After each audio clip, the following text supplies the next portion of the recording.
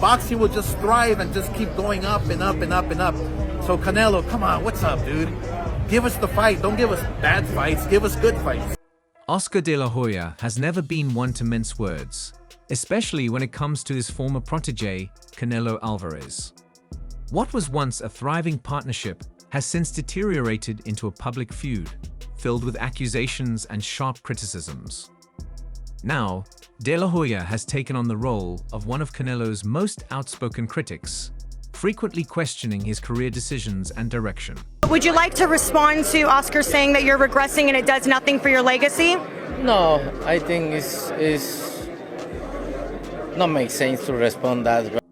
When it comes to Canelo's rumored financial demands, Oscar De La Hoya hasn't held back, openly criticizing what he sees as greed taking priority over the integrity of the sport.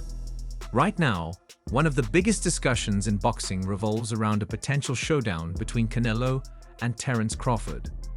While the weight difference remains a major obstacle, many believe the biggest roadblock is the hefty price tag Canelo is demanding to make the fight happen. Of a fight with you and Terence Crawford, it would be one of the biggest in boxing. We're not talking about yet about the fight. Me and two gonna know each other, and then we wanna see what happens. And when do you want to get out next? De La Hoya hasn't held back, famously urging Canelo to grow some nuts and take on the fights that truly matter instead of hiding behind outrageous pay demands. This time, the controversy surrounds Canelo reportedly asking for $150 to $200 million to face either David Benavidez or Terence Crawford. For De La Hoya, this isn't just about money. It's about Canelo's reluctance to embrace a real challenge. You don't ask for ridiculous numbers if you actually want the fight, De La Hoya stated. You take the fight and prove you're the best. That's what fighters do. That's what legends do. By the way, you lined my pockets, you made Munguia a shitload of money, all because you're afraid of David Benavidez.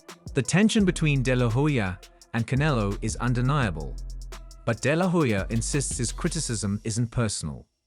Instead, he frames it as advice for a fighter he once helped elevate to superstardom.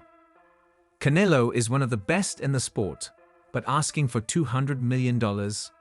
Come on, that's not about wanting to fight. That's about finding an excuse not to, De La Hoya argued. His stance is clear. Canelo's massive financial demands are a way to avoid dangerous opponents, particularly rising stars like David Benavidez and Terence Crawford. Both undefeated fighters possess the size, skill, and style to give Canelo a real challenge, one he may not want to risk. That's why he's pricing himself out, De La Hoya stated bluntly. If you believe in your abilities, you don't make demands you know can't be met. You step up, take the fight, and show the world who's the best. There was a lot of talk. Who would have won at 154? You or Canelo? Oh, okay. Who, yeah. How do you think it would have won? You were around Easy, that time hands down. Yeah. You? Oh, easy. Come on. Why? Why? Because nobody can stop the jab. Nobody can ever stop this jab. The financial dynamics surrounding Canelo Alvarez has sparked tension with key figures in the boxing world. Reports indicate that Canelo's approach to negotiations has made it challenging, even for well-financed entities like Saudi Arabia, to collaborate with him. Turki Alek, a prominent Saudi boxing official, has openly criticized Canelo, accusing him of complicating negotiations and raising financial demands that seem unrealistic. Oscar De La Hoya shared a similar viewpoint, stating that when working with parties like the Saudis, who are investing substantial sums to facilitate high-profile bouts, it's essential to come to the table ready to make deals. He added that Canelo's behavior seems more focused on creating obstacles than on advancing the negotiations to actually make the fights a reality. Canelo running from Benavidez. What is that? I mean, imagine if I ever ran from anybody. Like, did I run from somebody in my career? No. Did Chavez run from somebody in his career? No. De La Hoya isn't just focused on a potential bout with Benavidez. He's also weighed in on the possibility of a showdown between Canelo Alvarez and Terence Crawford. Crawford, the reigning welterweight champion, has shown interest in stepping up in weight to challenge Canelo, seeing it as a chance to cement his legacy. However, De La Hoya believes there are complications. Crawford wants it, but does Canelo? That's the real question, he stated. He then shared his thoughts on how such a fight might play out, offering a less than complimentary take on Alvarez's chances at 154 pounds. Crawford doesn't look as dangerous moving up from welterweight, De La Hoya remarked. Give Crawford all the credit in the world for even thinking about possibly fighting Canelo, but if that fight ever takes place, I have Crawford 1,000%. And people are going to say, oh, well, you're contradicting yourself. I kind of am, but Crawford is also a big guy. Yeah. Crawford is a big guy who can handle a Canelo because they're the same size. Now, picture Canelo as the bigger, stronger fighter. It's almost a mismatch. It's rare, almost unheard of, for a smaller guy to beat a solid bigger guy. However, De La Hoya urged caution, pointing out that the fight may never happen, as it remains unclear whether Canelo will even agree to it. Fighter versus fighter and talent.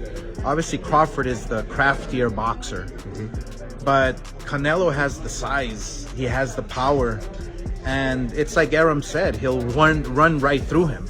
It'll be a tough fight, but... These comments underscore another layer of the ongoing controversy, the clash between legacy and business. De La Hoya believes that Canelo is prioritizing financial gain over his legacy, a decision he feels could negatively affect him in the long run. At the end of the day, fans remember who you fought, not how much you made, De La Hoya asserted. They remember the risks you took, the battles you endured, not the dollar signs in your bank account. He contends that Canelo must choose what truly matters to him, becoming the wealthiest fighter or securing a place among the all-time greats. De La Hoya's own career serves as a powerful example of his point.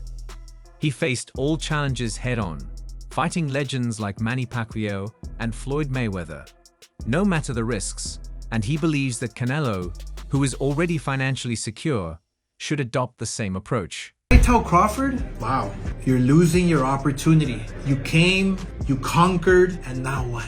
Don't let your flame just go away. You're on top of the world, but start thinking like a fighter again. Don't think like a businessman. Think like a fighter. Get back in the ring. Do what you do best. Fight the best. Yes, you will. You're set financially, Canelo. Now it's time to give the fans the fights they want to see, De La Hoya stated. Stop hiding behind numbers and start fighting the best.